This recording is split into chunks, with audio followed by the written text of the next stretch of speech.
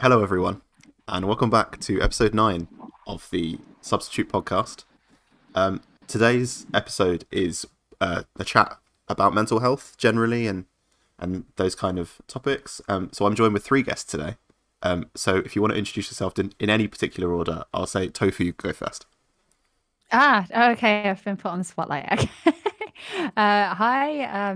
My real name is Emily, but my YouTube name is Strawberry Tofu. Yeah, I have a YouTube channel and stuff. Go check it out if you want. But mental health has been a big thing in my life for about the last 5 years, give or take. So I felt like it was pretty suitable for when Mark put out being like, "Hey guys, who wants to come and talk about mental health?" I was like, "Okay, cool. That's probably something I can talk about." Yeah, that's about it.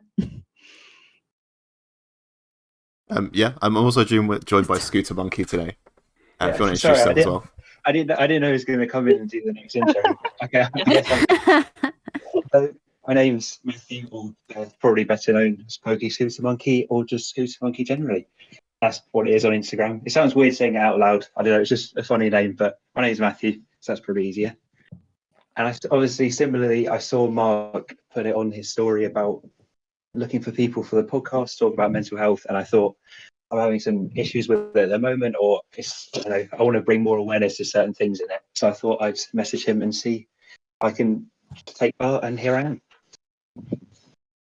And then last up, we've got everyone's favourite PSAPimp. How you doing, Josh? I'm all good. I'm not going to do this one as PSAPimp. I'm doing this one as Josh. People expect PSAPimp to be all fucking rah-rah and hyped and stuff, and it's not the time for that. Hi, I'm Josh. Yeah, genuinely, thank you all for joining me. I know that it's not easy to talk about this kind of stuff. So when I put out the Instagram story, I was unsure whether people would actually get back to me, but thank you for doing it. No, that's all good, man. If anything, thank you for wanting to do an episode that discusses this. Definitely, yeah. And giving it a platform for us to talk about it.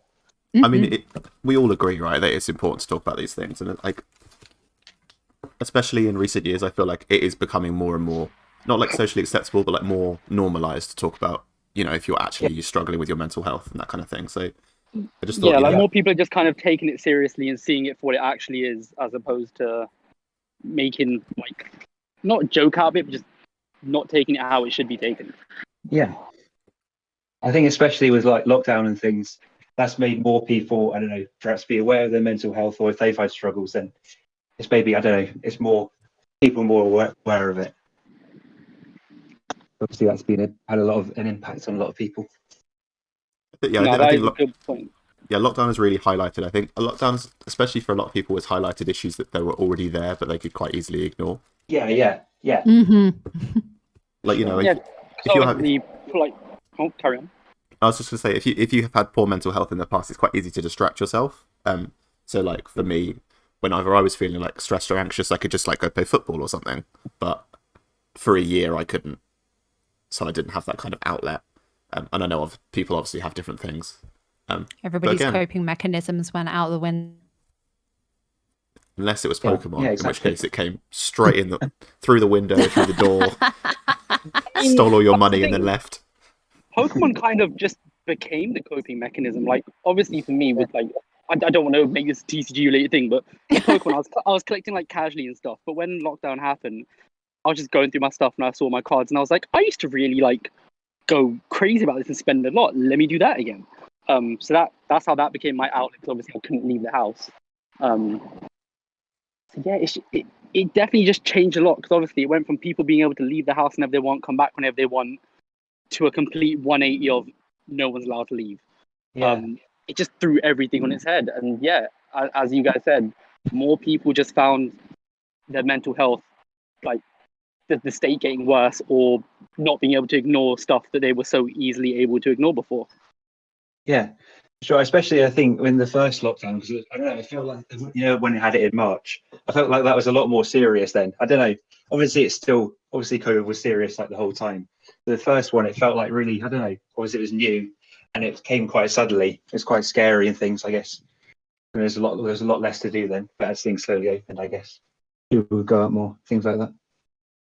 think that's why Pokemon was so successful during this like last year, because when you're inside and you're having a bad time, you want comfort, and there's nothing more comforting than nostalgia.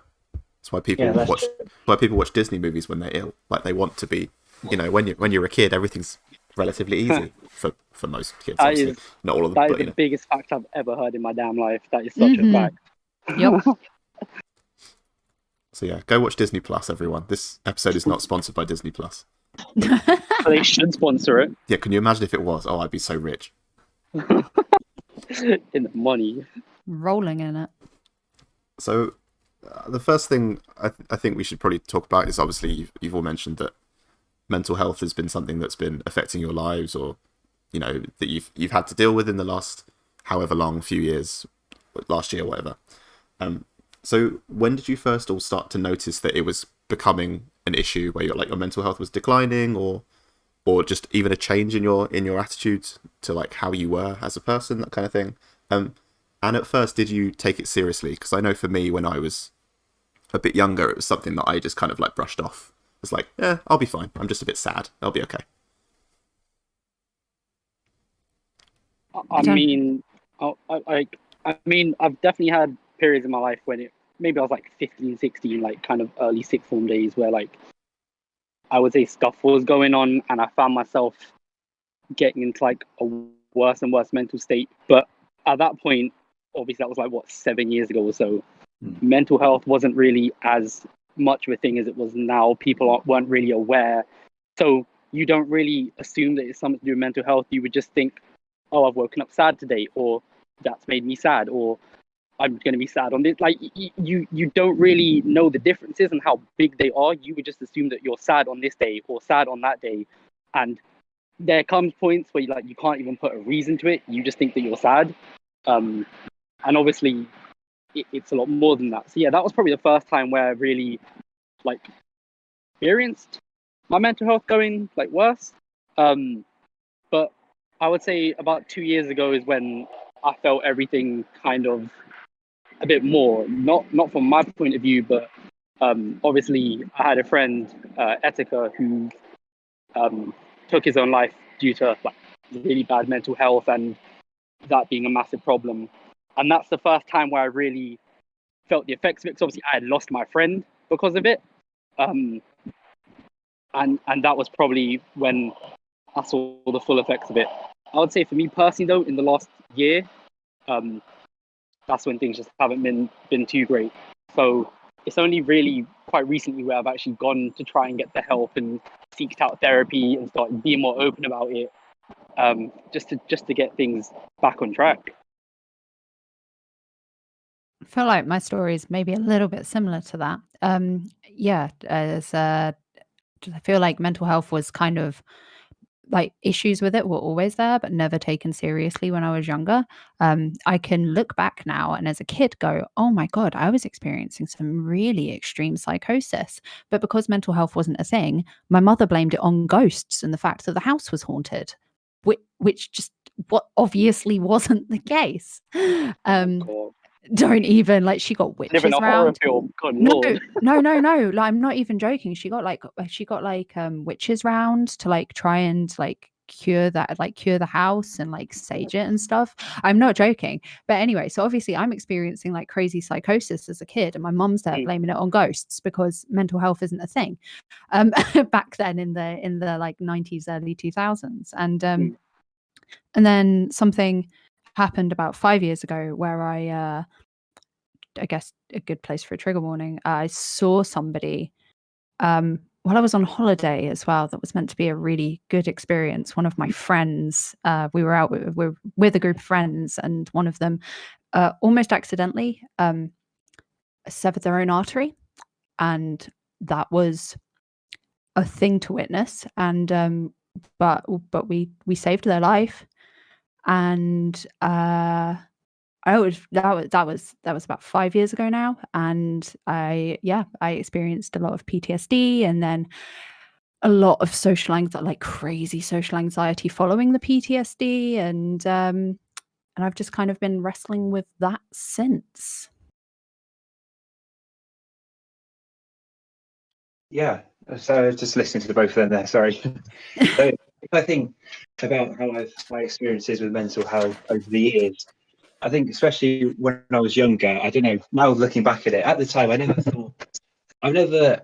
I've never really felt I've struggled with mental health. If I went at the time, like say when I was younger, then I look back at it and how over the years, especially through secondary school and later secondary school, as I was becoming more like, I don't know, reclusive. That's the right word. I've realised that my social anxiety is actually getting it's a lot worse. I found it really difficult to talk to people. I find it difficult to talk to anyone really. Well, it's easier now, but especially then, I couldn't really talk to anyone about it. That's not necessarily because I felt a stigma towards it, but just I didn't know how to find the words. And then, especially with like the start of lockdown and COVID and things like that, that's when I don't know, kind of realise it more. And I know it might sound bad because I don't think COVID is a good thing. I'm not glad it's happened, but at the time, the lockdowns thing, they just gave me an excuse to not have to meet people, not have to go out. Because every time, even if I was meeting like my best friends or closest friends, I didn't say my friend was like, oh, do you want to meet up next week or whatever? I didn't feel excitement. I just felt worry. And pressure that I had to be, I don't know, had to be funny, had to be whatever. And it was just so difficult. And I didn't really know that that's kind of like the struggle. I just kind of went along with it. And then I'll go on to talk a bit about starting to understand that I've got OCD. So in the last year, particularly before I went, because I'm 19, so last year I started university.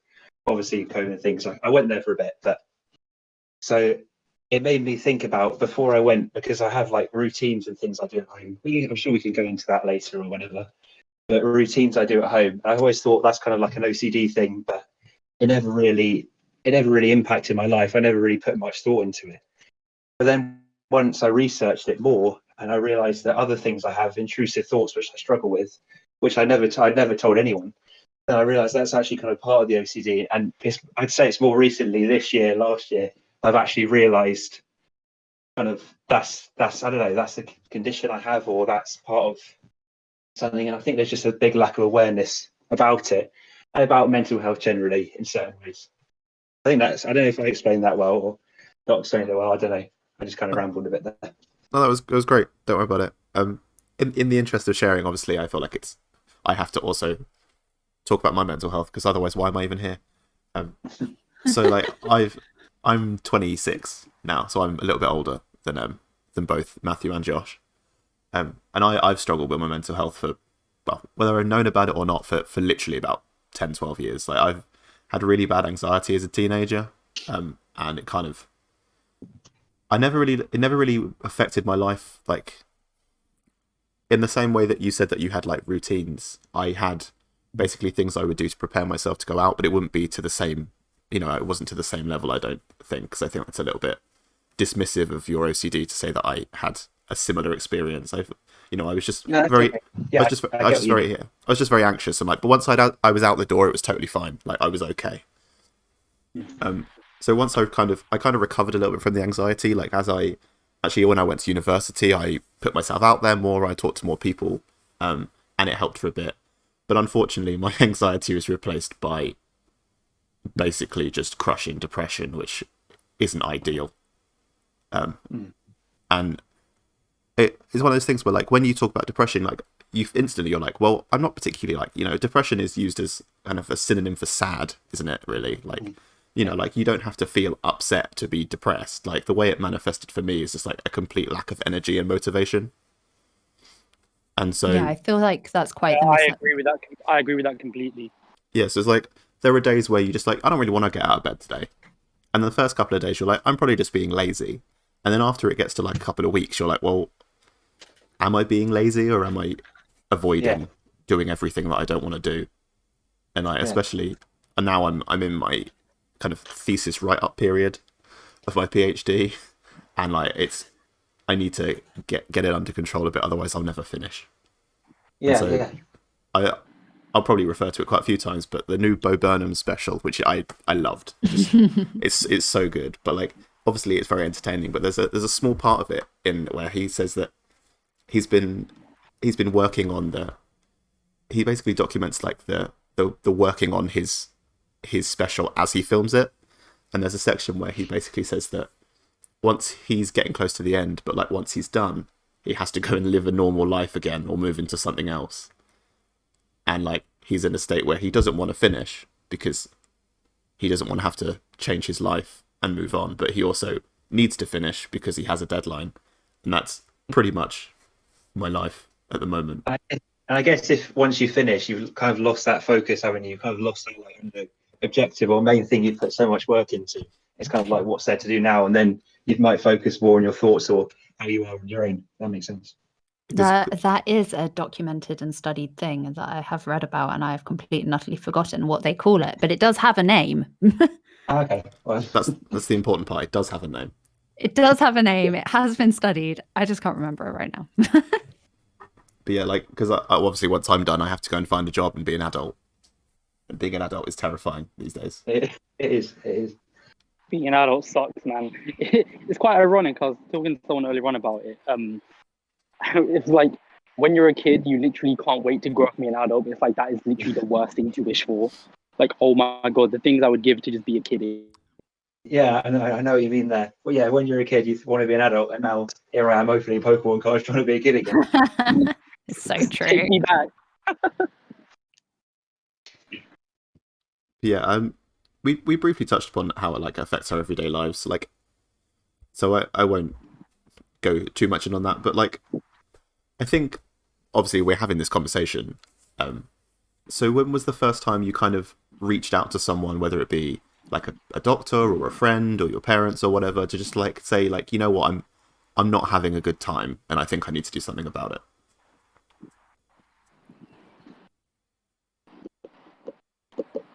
Who wants to go first on this one? That's what I was just thinking. I guess I can go first. I think the first time, so I was experiencing my PTSD while I was with my partner. So obviously, I told him first, but he had actually been at the same event, so we were both kind of like suffering from PTSD at the same time from seeing and witnessing the same thing. And he, I was in work at the time, just like working in a call center for NatWest. And so I think the first person that I told outside of our social circle that had all witnessed said thing, was actually my boss at the time, because I was just like, I don't think I can come into work at the moment at all, because I was there in that moment all of the time. I couldn't concentrate on anything because I was like, my body was in fight or flight mode, constantly thinking it was back in the event, like just completely unable to cope. And then, believe it or not, from there, they kind of put me into talking therapy, and that didn't really help. And it wasn't until I actually went into my because work will put you into therapy, because they can do, and a lot of people's works, at least for bigger companies, have systems where they can do that. But for me personally, talking therapy just wasn't working. So it took another 2 years, and I finally admitting it to my doctor before actually getting help that actually helped. Yeah. Yeah, I'm sort of kind of along the same lines as that. I remember it was when I was in school and I was just missing so much, like, on my lessons, just literally being at home, because I just dreaded going in. Just there was just so much happening, so much cloud in my mind, and like I couldn't go, like the thought of being somewhere else other than my room, like, just terrified me. It absolutely fucking terrified me. So I remember the school got me like counselling, and I remember talking to this counsellor. It didn't help in the slightest. I remember talking to the school counsellor, just like, oh, so how are you feeling? How was your weekend? How do you like distract yourself when you're feeling X, Y, and Z? And it's just like none of it helped. Like, I know we touched on this briefly before Mark pressed record.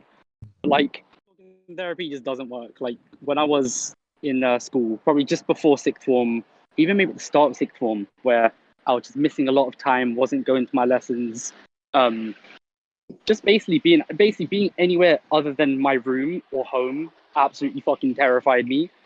And I remember I got, like, me and my mum got called into a meeting with the school because of how much time I'd missed off. And then, yeah, I obviously spoke about how I was feeling, how being at school, like, just felt so horrible and made me feel so anxious and like worried. And then the school basically got me like counseling, which just didn't help at all. The school counselor was literally so just bad. Like before we started school, we obviously mentioned it briefly to each other. But yeah, it was just like, how are you feeling? How has your weekend been? How has XYZ affected your mood? How have you dealt with it? Just none of it helped. And then I remember from there, I got basically told by quite a few people to go see like my GP about it and go to a doctor. So I did, and that's when the doctor was like, "Yeah, basically these are like what people that are depressed like would be saying and stuff." Obviously, I didn't know or feel like that. I was just basically saying like what made me feel like missing school or whatever. And so yeah, that's the first time I really spoke to anyone about it. But I don't even know if that really counts, because back then I didn't really know how to express myself or express what I was saying.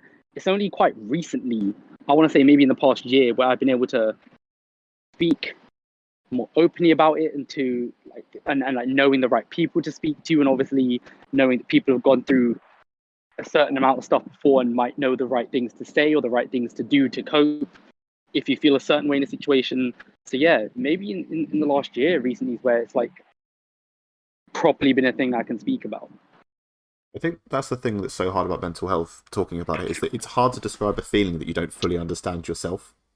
Yeah. It's difficult to describe how you're feeling when you're like, I don't even know what I'm feeling. Yeah. It's quite like scary in a way.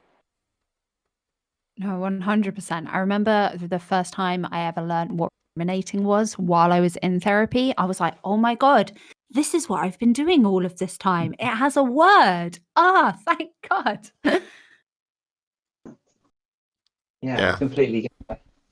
If I say a bit about, I don't know, my experiences with it. So as I was saying, I'll probably refer to OCD quite a lot because that's why I have it. It's just what I now understand, and hopefully help explain it if people don't fully understand what it is. But so as I was saying, it was last year. I do every night. I've always had this. I'll go through it briefly a little bit. Every night, so when I go up to bed, and when I'm at my house, I'll go up to bed, and as I go up the stairs, I have to say in my head, like a good night kind of thing to all the pets I've had in the house. Obviously, I don't have many of them now because I've lived here. I've lived in this house quite a long time, about 11 years. So I'll say that in my head. Then I have to tap the banister a certain way, and when I brush my teeth, I have to do like a certain kind of movement routine. And the reason I have to do all that because the thoughts in my head, like thoughts come in. If I don't do that, then I'll think, oh no, the house is going to get broken into. It sounds if you don't have OCD or if you don't understand it very much or anything like that, it might sound ridiculous that was me tapping the banister or brushing my teeth or whatever in a certain way going to protect the house, but that's just what I believe. And then I'll be different. I'll tap other things in my bedroom before I have to go to sleep. So I've known I've had that. I know I've had that for so many years. I've done that for so long. I mean, as I said, I lived in this house for 11 years. So I've probably done it pretty much all the time I've been here, but I can't really remember. Like 11 years ago, I was only about 10, 11, whatever. So there's that problem. And so as I said briefly, last year I went to university, so I started that in September. And I was worried that when I go to university, I'll stress out because I won't be able to do the stuff like my routine because I won't be at home. I won't have the same things. So I thought about it, and I realized that's kind of like an OCD thing. I thought that's kind of like what OCD is, and it is. So I thought about that, and I didn't know if I was going to go and see someone. I spoke to my mum about it, actually. Luckily, my mum's very nice. She will always listen to what I say and things like that, which is really important, especially in mental health. So I spoke to her about it a bit. She was like, okay, we can go and see someone if you want. But I was like, it's actually not that bad because that routine, it doesn't like debilitate my life, if that makes sense. I can't not do it, but it doesn't take up a lot of time. It doesn't take like hours to do. I always thought that's okay. It's kind of manageable. It's not a massive deal. And then fast forward a bit, I went to uni. It wasn't too bad, and I managed to cope. And then obviously I came back because of COVID. I couldn't be at uni too long. But then I did it was actually a post I saw. I know it's a bit weird. I just saw a post on Reddit or somewhere like that, and it was about like therapists, and it was talking about, it's kind of like an ask. It was like an asking a question thing, and it was to therapists about something that they hear a lot, and people who come and see them, they stress about it a lot, think it's really weird, but that's actually quite normal for them to hear, if that makes sense.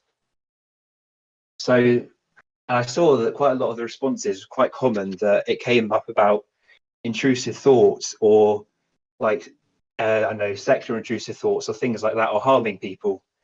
And I thought, I don't think I've ever felt so relieved in knowing that and relating to something so much, because that's what I have, that's what I've had, and that's what I've had for years. I had it so long, for years and years. It often came in periods of time where it's worse, and sometimes it wasn't. But all of that time, so all those years I've had it, I wouldn't have ever gone to see someone if I hadn't have looked up at that post.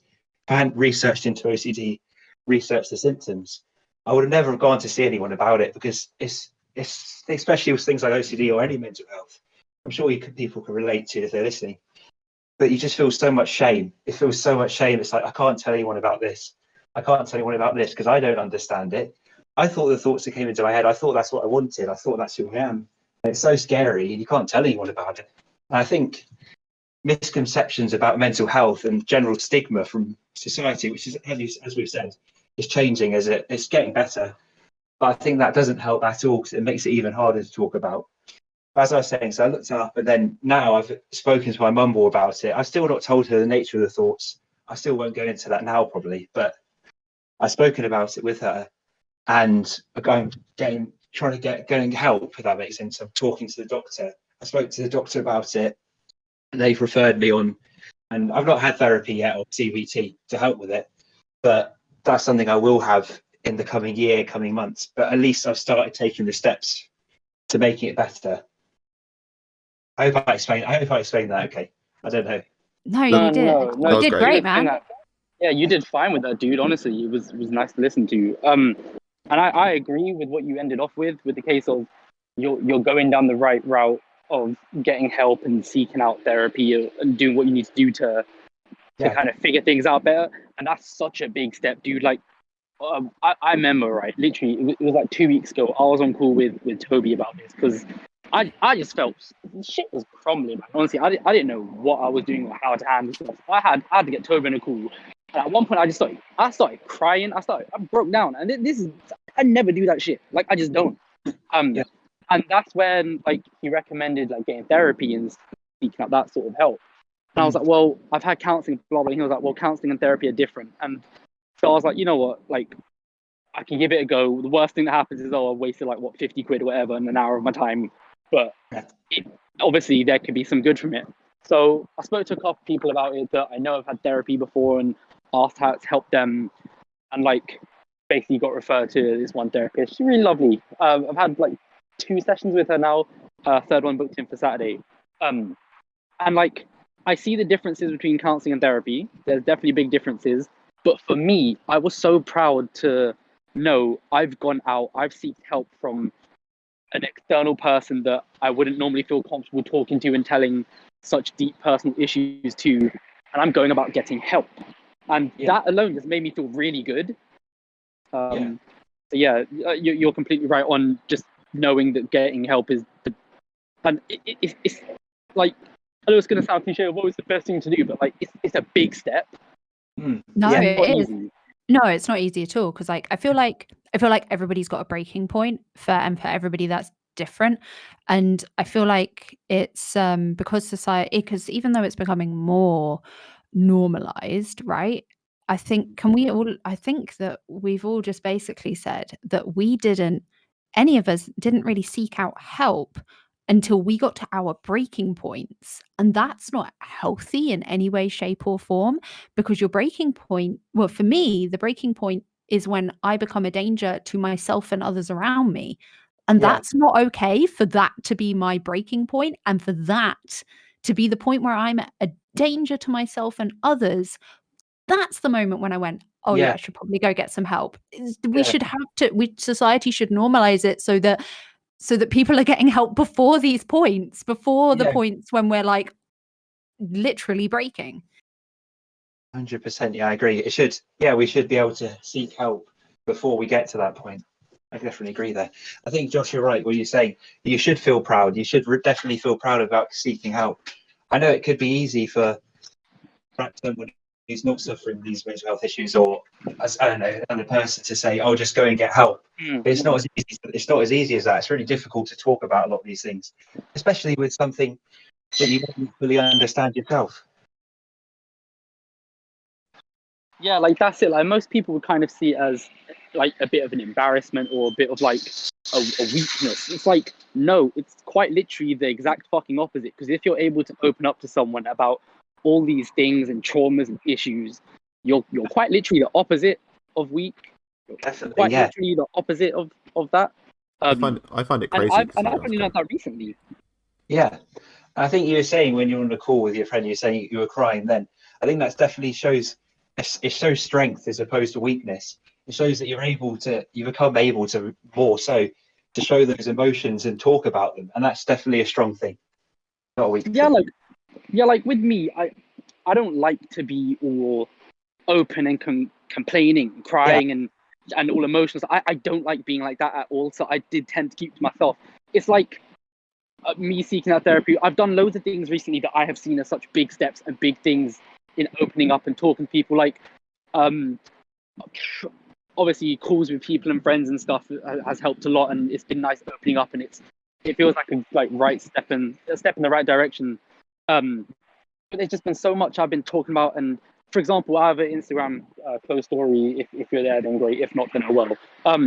And I posted up about how I had written suicide notes before. I've written 2, crumpled them both up, but like I have. And I remember when I posted that, I had so many people message me that I would have just never expected to have ever been in the same position or kind of relate to where I'm coming from with that. But the thing is, that's something I've kept to myself for so many damn years now, and I never thought it would have even been a thought in my head, let alone me bringing it up to people and speaking about it. And so me doing that was just like, right, I'm really putting myself out there quite a lot. Like, let's see how this goes. And that again for me was a massive step in the right direction of being able to open up and talk.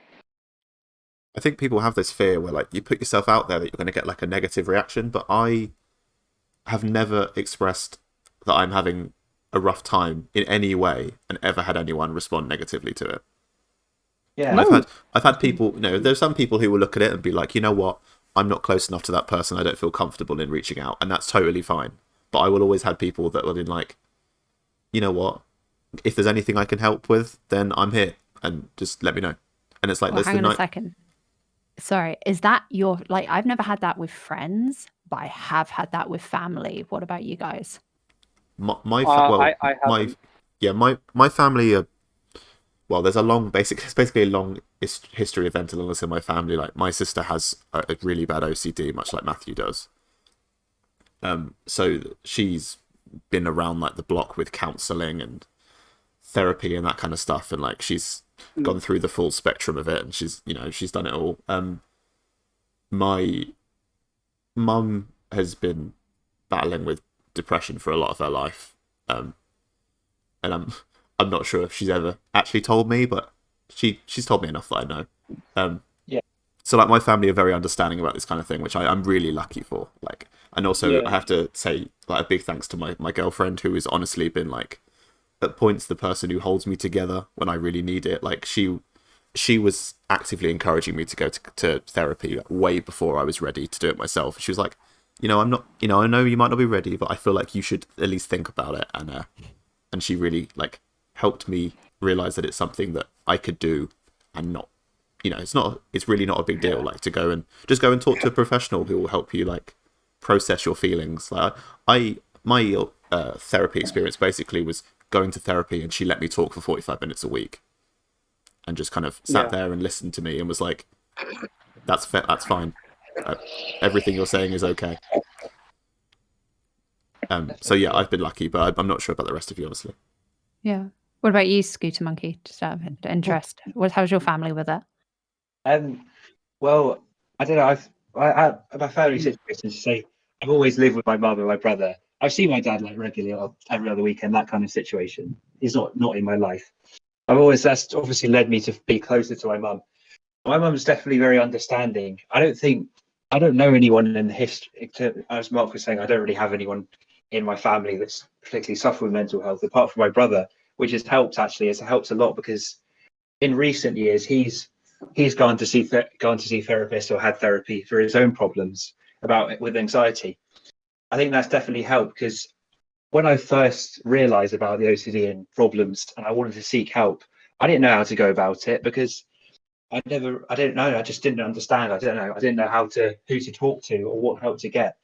But luckily, I could talk to my mum or talk to my brother, and because my mum had helped my brother as well, especially growing up and things, that I could kind of get their advice on it and see what they say. If that makes sense. But in terms of friends, in terms of other family, like the wider circle of family, I don't really want to talk to them about it. Not because I don't trust them or I'm not close to them. I just have very few people that I feel very close to and comfortable to talk about these kind of things. And friends, I don't have too many friends I don't know, in-person friends or whatever you want to call them. But close ones, I could be able to talk to them about it and they'd listen. They might not necessarily understand, but you don't have to understand. You just have to listen. And if I said to my friend, I'm feeling sad or I'm feeling worried, I'm feeling this at the moment, I don't expect them to have the answers. I just them listening and being there, that's sometimes all it takes. And it just helps a lot. And so, yeah, I guess. And also, as I was saying about OCD, I know, bring it back to like the Pokemon community or whatever on Instagram. There's a friend, I won't mention their name, there's a friend on there and they suffer with OCD too. And it was so great talking to them and being able to talk to them, hear their experiences about it and share them with someone. Because sometimes it is easier for me to talk to someone on the phone as opposed to in person because it's a lot more difficult in person. So that can help. But yeah, generally, I'm glad I've got people around me who are supportive and will listen. And I feel like that's very important. I have to say, I'm pretty jealous of your family situations, guys. Do you mind if I talk a little bit about how my family deal with mental health? Just in case anybody else is out there that has a family that doesn't deal well with mental health, and then they might maybe not feel so alone. No, far That's away. fine, Go yeah. for it. Go ahead. I just want to quickly touch on like my family situation with it. Sorry. I've been you're good. I've been quite lucky, and obviously quite lucky, in the sense that I have an older sister who I've literally just had like as a best friend like throughout my whole life. Like that is my homie. And like a few years ago, it was quite a while back. She got admitted into hospital for mental health. She was on like medication for it. I think it was called like diazepam or something. So whenever I have like times that I'm breaking down or feeling upset or need someone to talk to, like I'm so lucky that I have this person so close to me that I can always chat to. And the stuff that she said and told me has helped me a lot. Like genuinely has helped me a lot. Yeah, I guess I've got quite lucky in that sense that I have someone very close to me that I can talk to and open up to about everything, and they do pretty much understand because they've lived through it. They've known me literally my whole life. And yeah, I've got that good support system. I've got a great support system in terms of friends and family, and I'm really lucky to have that. I'm so blessed to have that. Like the amount of times I've heard things or been told things from people close to me that have helped me get through a whole day because I've been thinking about that one thing they've said, or just made weeks easier because I know I'll see them at the end of the week and we'll get to hang out and do this, and that would be a great sort of like end to everything kind of thing. Like so I've got quite lucky in that sense. Yeah, I have to say I'm pretty jealous of you all. Yeah, so I guess just to touch a little bit on my personal family situation. First of all, I'm an only child, so I feel like that probably doesn't help a lot. Mental health does run in my family, but I didn't actually know exactly how much it ran in my family until my grandma died in November last year, and we were going through family things, and we found my uncle's death certificate. So my uncle was schizophrenic, and I had no idea until literally like November last year. And here's me thinking that like I'm the only one in my family. I'm like the oddball in my family for like experiencing anything. And no, literally my mum's brother. like has like died because he took too much. He didn't actually die of a heroin overdose. He stopped taking heroin, and he actually and he'd taken so much of it that his organs failed when he was like 30, like in his mid-30s. To deal with, and he was taking that to deal with his schizophrenia because mental health, because my family was just like, no, you're fine, it's nothing, you're okay, you're just a human being, and nobody took him seriously, and he ended up kind of accidentally killing himself through trying to cope with that. And so when I first started being like, so obviously friends have always been amazing, friends have always been ridiculously understanding, but I'm an only child, so I didn't have a sibling to talk to about anything. I have half brothers and step brothers, but they're all like very different ages to me, and I've never lived with any of them, so like we're really disconnected.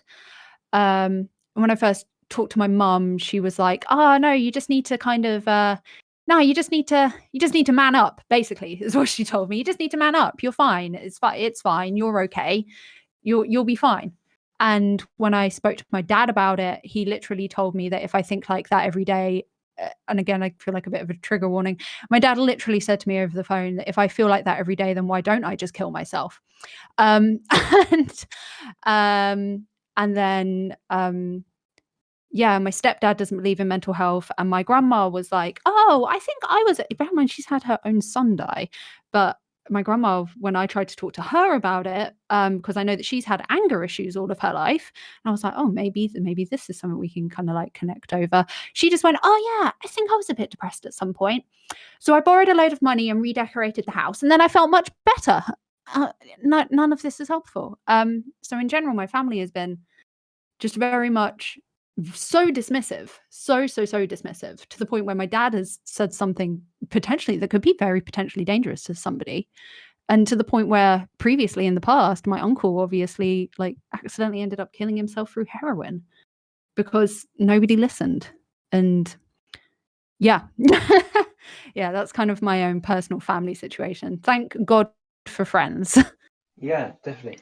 Thanks for sharing with it. I'm interested in hearing the people's stories and things about it. And Yeah. I think that's it's really sad. I'm sorry you had to go through that your family weren't supportive in that way and they didn't necessarily understand. It's horrible. I'm glad you got the friends that are supportive, but families like who you grow up with, they're who you spend most obviously your early years especially with, and it's just when you have these, if you have a mental health issue, then being told that it's nothing or it's not important, that's really, it's demeaning. It's horrible. I'm sure I can't really imagine going through that. And I'm glad that obviously it makes me feel so grateful that I have the family I do, friends and people like that. Yeah, like that's the thing. Like it's one thing when you can kind of wake up like, oh, I guess I'm sad today, to kind of dismiss it yourself. Then it's another thing when you've got X amount of people who are meant to kind of push you into getting help and opening up more, basically telling you it's nothing. So like, fuck, man. Oh, yeah. I'm so sorry. Oh, it's all right. Like it is what it is, isn't it? like I feel like you both have got I don't know about Mark's situation, but I feel like you have definitely both said that you have siblings, and I don't know, maybe like there must be a camaraderie in having siblings that I'm missing out on because I'm an only child. So yeah, that definitely helps. My sister's 10 years older than me, so she's less like a sibling and more like a second parent. Auntie. Yeah, so like, you know, when I was starting school, she was finishing school and that kind of thing. So like,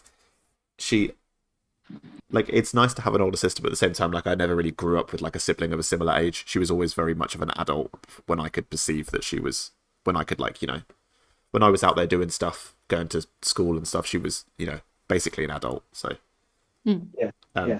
and she, I mean, she's now married with the son, so like, she's obviously a lot more. I say she's a lot more like further forward in adult life, but I'm 26 now, so that's an age where you could have children.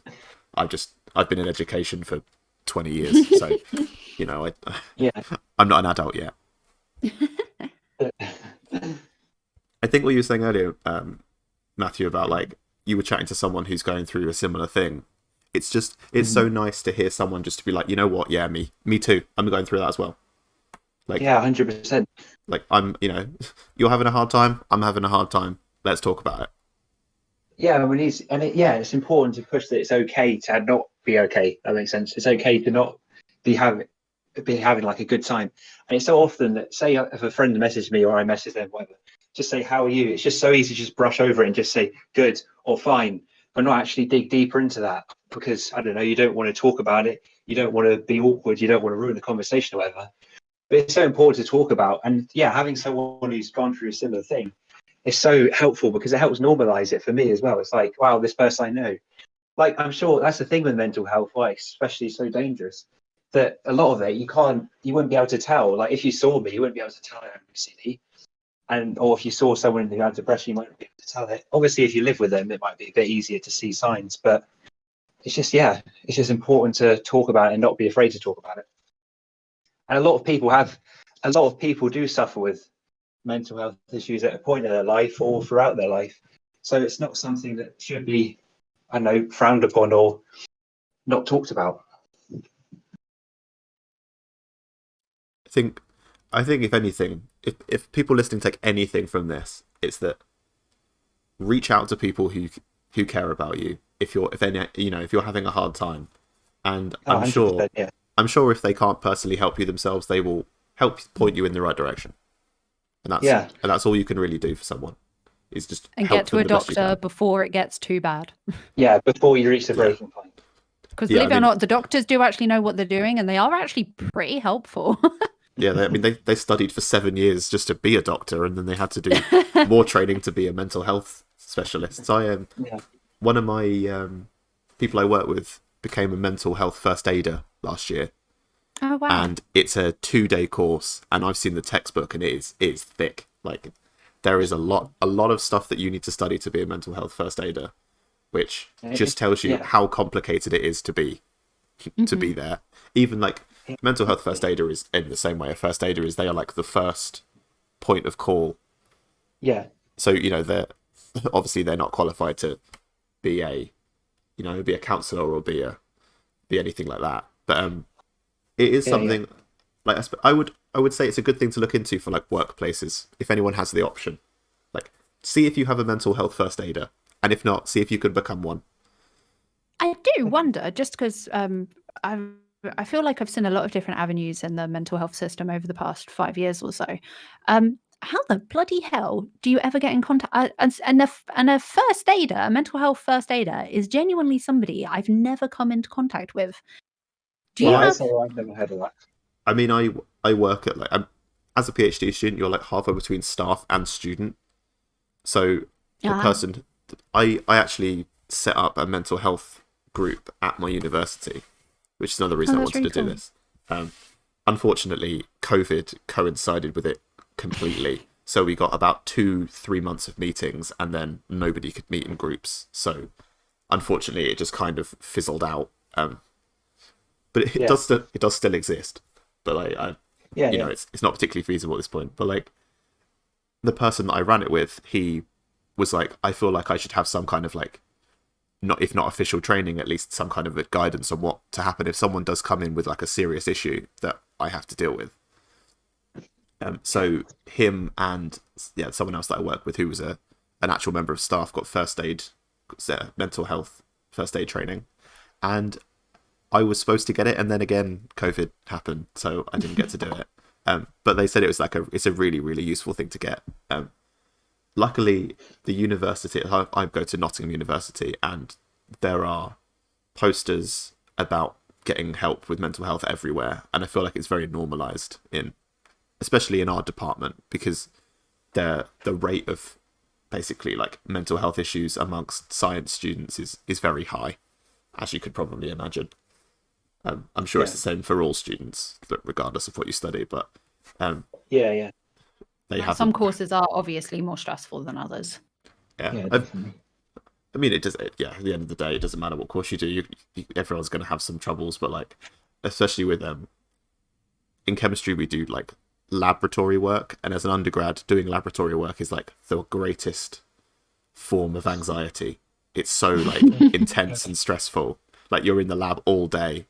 you have like a specific deadline that you have to meet every single session, and it's like very intense. Wow. So like they need these things in place because like it does break people, and I can totally understand how, because it is very intense. But like, yeah, our department's always been very like open about mental health, and we recently got a new head of school, and he was very much for like this mental health group that we started and stuff. So that was nice. But like I understand that a lot of, especially more corporate workplaces, it's just not a thing.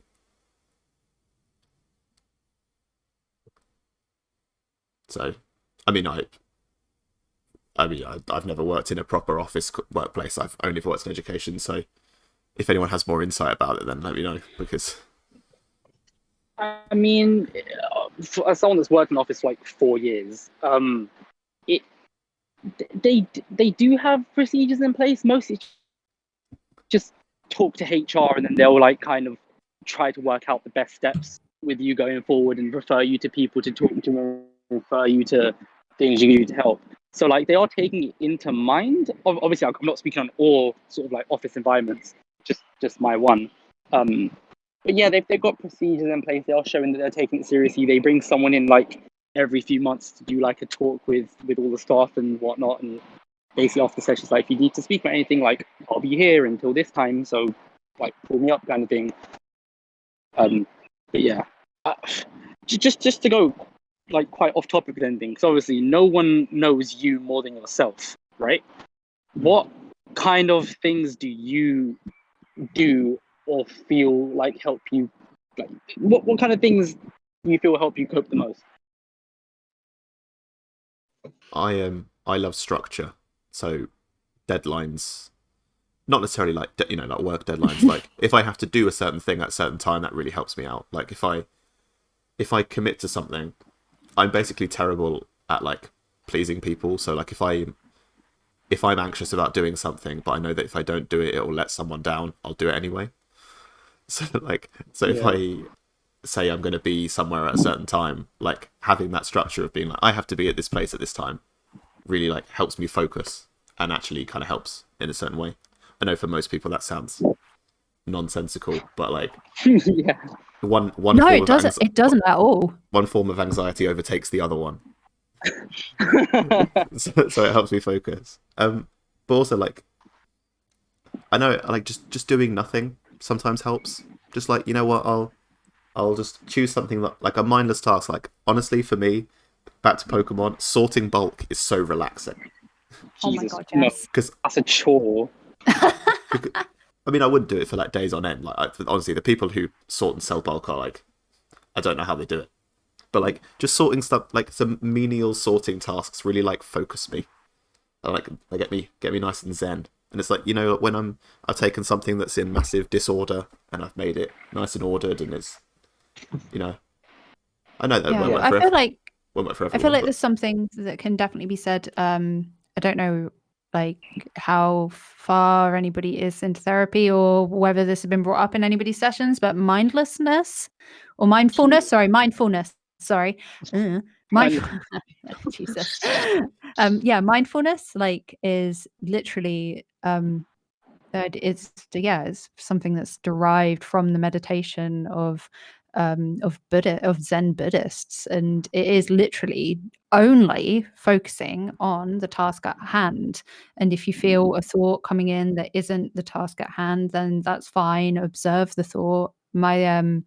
In my cognitive behavioral therapy, they taught us to picture it like every thought is a car on a road, and you see the thought and you just watch it drive by and back out of your view, and then you go back to focusing on what you're focusing on. So I feel like for me, I'm very much same as Mark there. Menial tasks are actually, if I'm having a really bad day, actually just standing and doing the washing up. It sounds really stupid and adult, but like that's like I can just do this menial task and practice mindfulness while I'm doing it, and that actually really helps keep me zen. I was literally about to say that, like, working in a chemistry lab, there's a lot of washing up to do, and it's actually very relaxing to do it. I hate washing up at home, but I'd like washing up in the lab for some reason. I don't understand why. I think there's some really good points there about mindfulness and focusing your mind, because it's so common with mental health issues that you find it difficult to focus on one thing, or you find it difficult to focus on something for a long period of time. You often get distracted by whatever that may be, thoughts, emotions, feelings. And it's so important to just focus, just kind of relax, and don't. That's a big problem with OCD. If you get the thoughts in your head, don't try and push thoughts out, because that's what makes them come back even more. Ignoring things or pushing them away, coping with it that way, that's not a good thing. I'm not saying, I know it's difficult to embrace the thoughts, especially if they're horrible things, but it's important, just as that's a really good analogy with a car, kind of have it come through and then just let it go. What about you, Sorry. Josh? Okay, so for me, like things that have helped me cope and like generally find ways of like trying to make things better is either reading or getting tattoos. No, like seriously. Like the last time something drastic almost happened, I found myself in a tattoo chair the next day for 9.5 hours. So yeah, tattoos have always been a big help. Would you say that? I'm intrigued by that. Sorry, would you almost say that in a way that helps you become mindful, because it just gives you that? Like, I've had a tattoo, I know what that's like. Like, does it help you by focusing on that one specific thing in that moment, right? And only on that in that moment, does that almost help you enter a state of mindfulness? Yes, in some ways, but for me, it's more like I'm kind of reworking myself and adding things to myself, and kind of, I don't know, it feels like almost, I know this can sound really dumb, but it just almost feels like each tattoo is a new chapter in my life kind of thing. And it kind of gives me another chance at like starting things again. I don't know, I'm making it sound really, really bad. No, it doesn't sound dumb at all. Don't worry. I'm sorry that I laughed. No, response, because I've never heard anybody say that before, and I was just like, wait, oh, but okay, that kind of makes sense. All right. It's like the way I remember my friend mentioned it to me once, because he was like, yeah, I basically do the same thing. You're covering your wounds in tattoos, basically. That's the way he put it to me, which kind of made sense, because it's like every time I've had like stuff going on, yeah, I've just got a tattoo.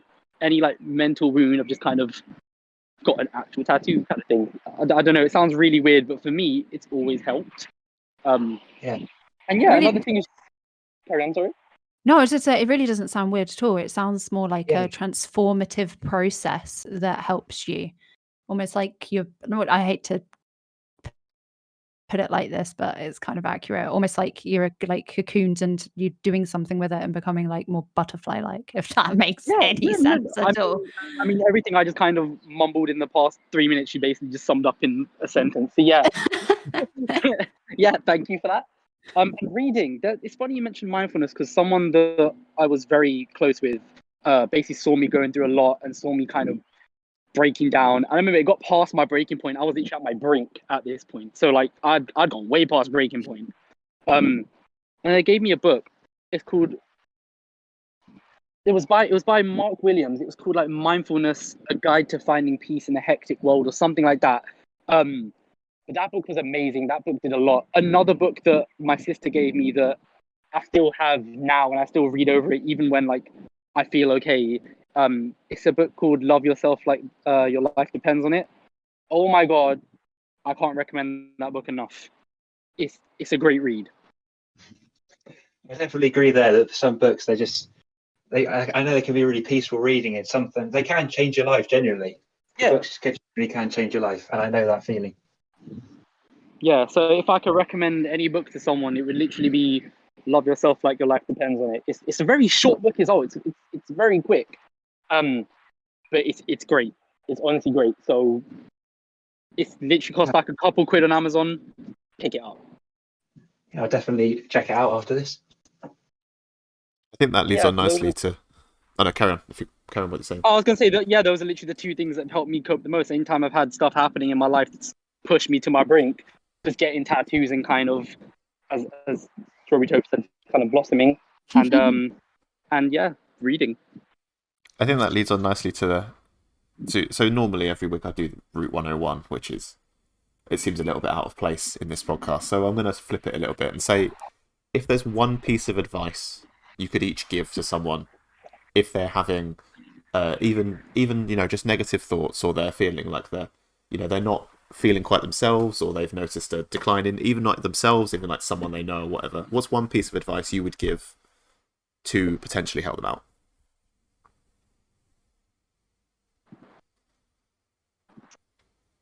Who wants to go first on this one? Oh, I don't know. I have something in mind, but I didn't want to step on anybody's toes too much. You can go. You can go first. Just go for it. It's fine. Okay. I would say to know that because I don't know, for me personally, a big thing to come over was intrusive thoughts, but and because they can be so, I think people can relate to this. They can be so brutal. Intrusive thoughts, so brutal and very unsettling, and you feel like you don't know yourself in those moments, but they are just thoughts. Thoughts are just like electric signals that are going off in your brain. That doesn't necessarily, you don't have to act on them. They do not make you. They will pass, and you don't. Yeah, oh God, there is a more concise way to say this. Hang on. Yeah. I think that's you put that really well. They're just the thoughts, and the fact that you don't like the thoughts and you don't want them, that shows that you're not that person as well. It's that you're actively, so say intrusive thoughts, quite a common one might be harming people, or you imagine someone being hurt or you hurting them. The fact that the thought's horrible and you don't like it, it shows that you're not that person. And I know I've suffered, I've felt so ashamed of them. I can never tell anyone. But don't feel ashamed. That's a big thing as well. That don't feel ashamed of these things, because there's people out there who are suffering from the same thing, who might not talk about it as well, but they do have the same thing, and it's normal. And you shouldn't feel ashamed of it or think that you're a horrible person because of something you can't control. Yeah, they oh God, there was one more little bit that was going to be really helpful at the end, and my brain has just completely and utterly forgotten it, but it was so helpful. God damn it. Hang on a second, sorry, give me 2 seconds. I'm going to try and remember it, because I swear, because some of them my therapist told me, and it was something that like We'll give you a minute to think about it, Josh, if you got anything that you'd like to say. Yeah, so something that one of my friends told me like a little while ago when I was going through shit, and I said, just got to that point where I felt like I was at my brain. It was something that just kind of hit me. It's going to sound very minor, very cliche. It's just, give it a chance and life will show you that you are tough. Like, you can genuinely get through anything. You genuinely can. And so that's it. I gave it a chance and life showed me I'm tough. I know for a fact I can come back from anything. I've done it once, I've done it twice. I will do it a third time. It's obviously just going to be a slow process. It's going to be a long one. It's going to be tough. I was talking to someone earlier on Instagram, and they said it's not a sprint, it's a marathon. You need to really plan this shit out. You really need to take your time. You really need to just pace yourself. Yeah. And it is so important to give the time to it, because it's health and it's your well-being. You don't want it to get worse. Yeah, that's it. Also, another thing. So this is just something one of my other friends told me that I used to work with. If, like, for example, when you know a friend is sad, or a friend is upset, or a friend is going through stuff, normally you'll put in 110% for them. You'll be like, oh, let's go out for dinner, or oh, let's go here, or oh, let's just chill, like watch a movie or something. Let's do X, Y, and Z. You got to love yourself like that, and you got to just really be kind to yourself. You got to understand you can't spoil yourself, you can't treat yourself, because sometimes that's all you need to do. You really just need to do things for yourself. That is actually a system that they teach you in cognitive behavioral therapy, to pretend, like, imagine that you're treating yourself how you would treat a friend, or imagine how your favorite video game character might treat you in that situation, and to do those things, do those actions, and not the actions that your instinct is to take. Well, that's amazing, because she's done therapy for enough time. She's actually the one that recommended me to the therapist we see now. So yeah, it makes sense as to why she told me that. There you go. Yeah. I remembered the intrusive thoughts thing that my therapist told me, and this was like a big thing that I was like, oh my God, yeah, of course. So our intrusive thoughts come about because our brains are literally made to problem solve. And when they don't have the ability or the education, the knowledge, the tools to be able to solve the problem that it's dealing with, they will very much just go to the extremes, things that they've seen in family, in movies, in video games, and it can. And that can sometimes lead our brains to think things that aren't logical, really, that don't fit real life circumstances very well.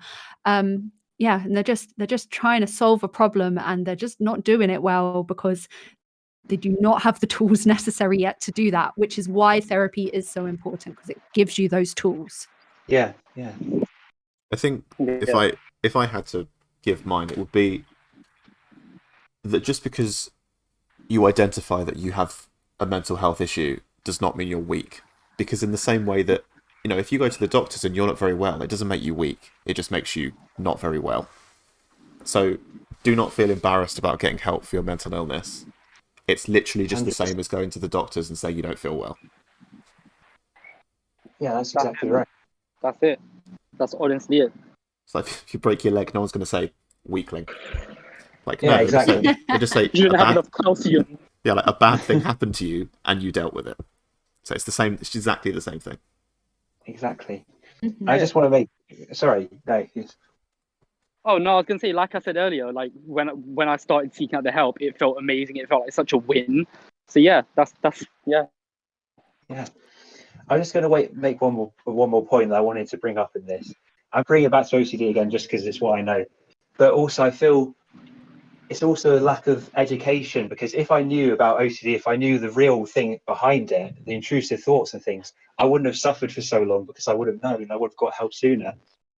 And I think there's a big problem with it, with mental health generally, especially with things like OCD, that they're so misunderstood that even myself, like before I obviously researched it myself, when I thought of OCD, I think of like hand washing, that kind of typical thing, hand washing and checking, that kind of generic stereotypical thing.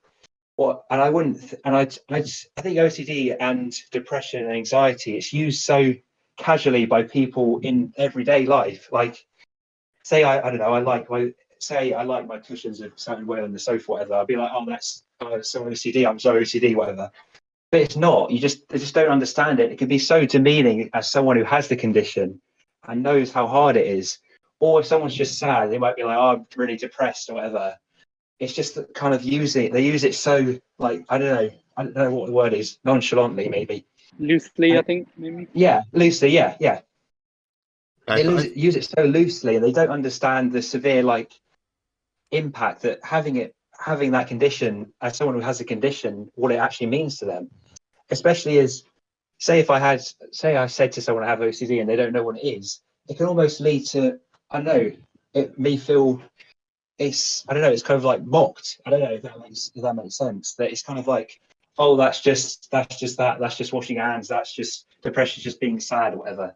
People have the lack of understanding. I think people, if they use that in every day, especially with friends and things like that, they need to understand, they need to educate themselves more on it, and they need to be aware that things they say can actually have a big impact, and it can lead to more stigma to something that's already so stigmatized, such as mental health. When it comes to depression, I wish that I had a reason to be sad, because then I could understand why I was sad. Oh my god, yes.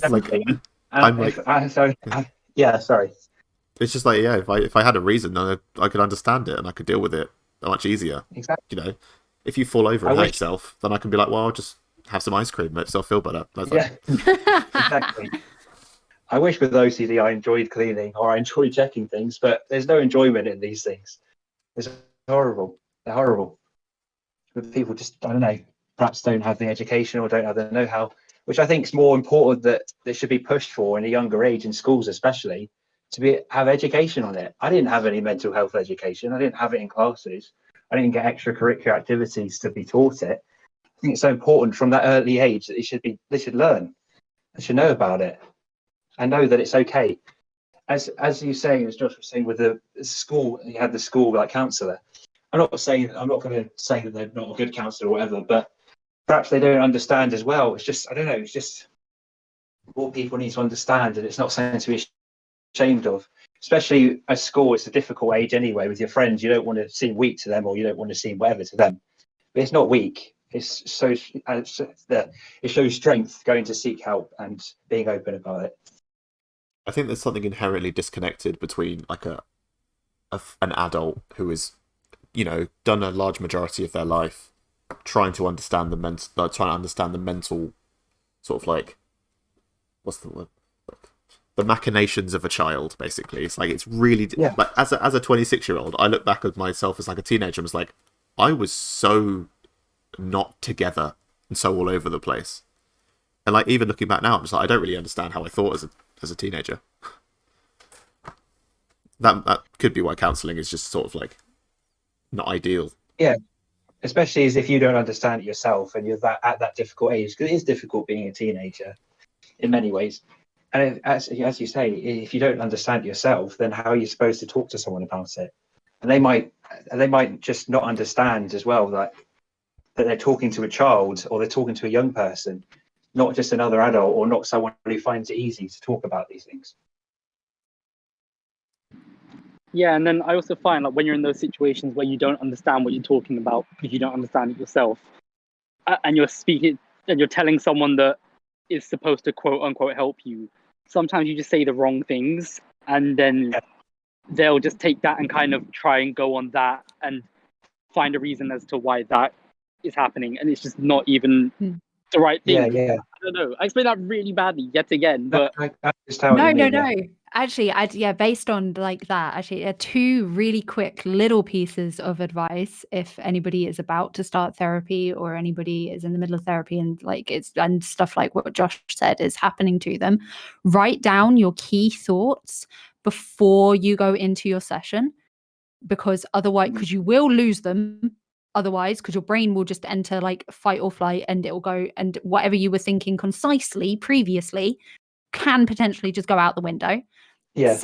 Secondly, if you don't get on with your therapist, change them. And it doesn't matter whether you're doing it privately or through the NHS.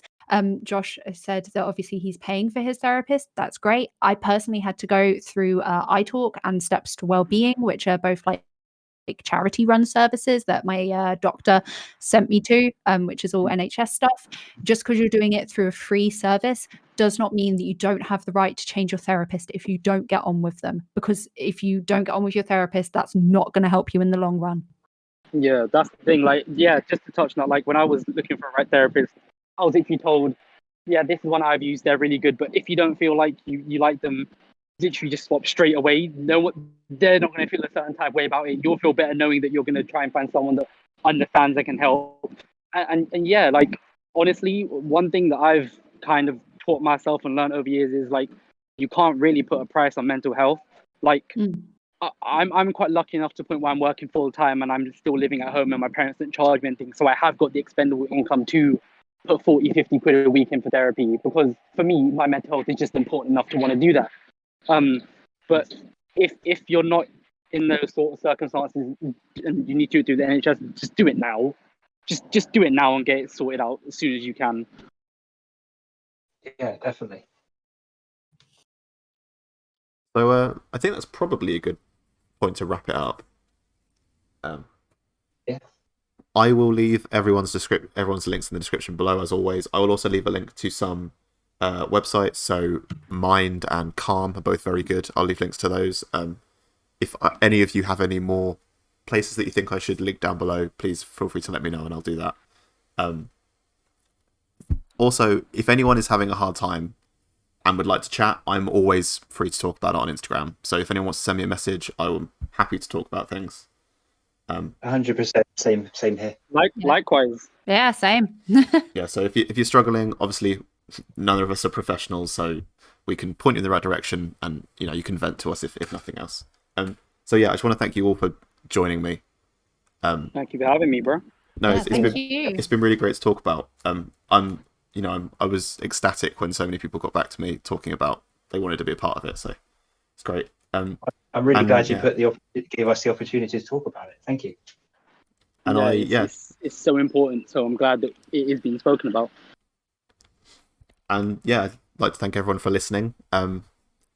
my message basically would be, if you're struggling, just reach out to someone. It could be a friend, be family, could be a professional. Just make sure you're okay.